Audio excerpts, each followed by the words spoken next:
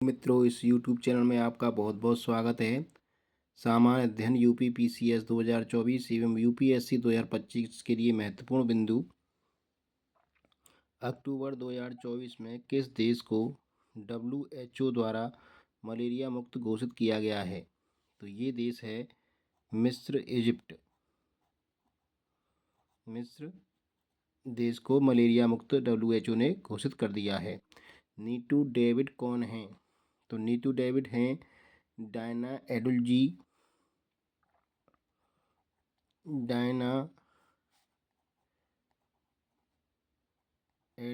के बाद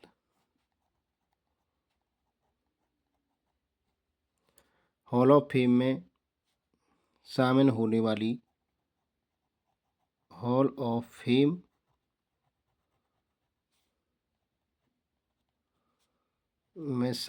वाली दूसरी क्रिकेटर हैं।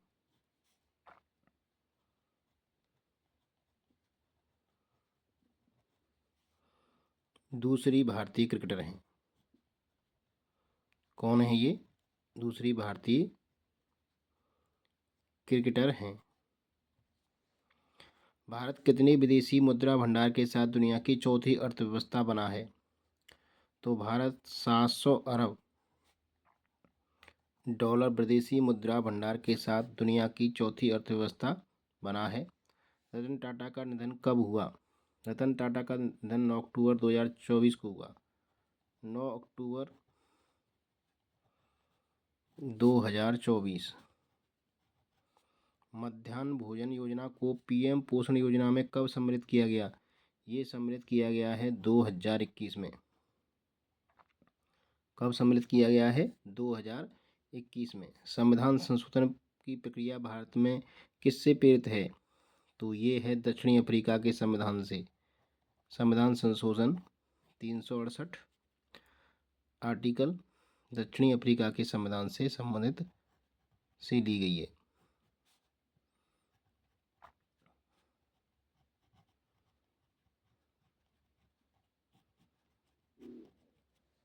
किस अधिनियम के तहत ब्रिटिश ईस्ट इंडिया कंपनी का शासन समाप्त कर दिया गया और भारत ब्रिटिश क्राउन के अधीन आ गया?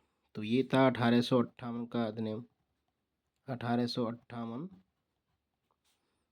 का अधिनियम, जिसके द्वारा ब्रिटिश इंडिया कंपनी के शासन को समाप्त कर उसको ब्रिटिश क्राउन के अंदर लाया गया। मनुष्यों में लाल रक्त कोशिकाओं का जीवन काल कितना होता है? तो ये होता है 120 दिन। 120 दिन में लाल रक्त कणिकाएं मर जाती हैं और नई बनती रहती हैं मेरुरज्जा में। उत्तर प्रदेश का परीक्षा बांध किस नदी पर है? तो ये है बेतवा नदी पर। बेतवा नदी पर झांसी के पास है ये, झांसी में ही। तो भारत में निर्वाचन आयोग की स्थापना कब हुई? तो भारत में निर्वाचन आयोग की स्थापना हुई थी 1950 में। कब हुई थी? 1950 में। चरक किसकी राज्य वेद थी? तो चरक थी कनिष्क की राज्य वेद। कुषाण वंश के शासक कनिष्क की राज्य वेद थी। चरक संहिता कितने अध्याय एवं खंडों में विभक्त थी? तो चरक संहिता 120 अध्याय यूपीपीसीएस 2023 में पूछा गया है। अध्याय और 8 खंडों में विभक्त थी। कितने? 120 अध्याय और 8 खंडों में। गुलबदन बेगम किसकी पुत्री थी?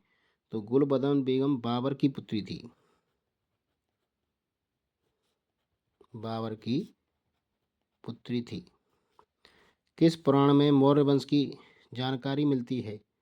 तो ये है विष्णु पुराण। विष्णु पुराण में मौर्य वंश के बारे में जानकारी मिलती है। विष्णु पुराण। किस पुराण में गुप्त वंश की जानकारी मिलती है? तो ये है वायु पुराण। वायु पुराण। वैसे पुराणों की संख्या 18 है। तो ये थे कुछ महत्वपूर्ण प्रश्न जिनको दोबारा रिवाइज करेंगे। अक्टूबर 2024 में किस देश को WHO द्वारा मलेरिया मुक्त किया गया है? मिस्र को।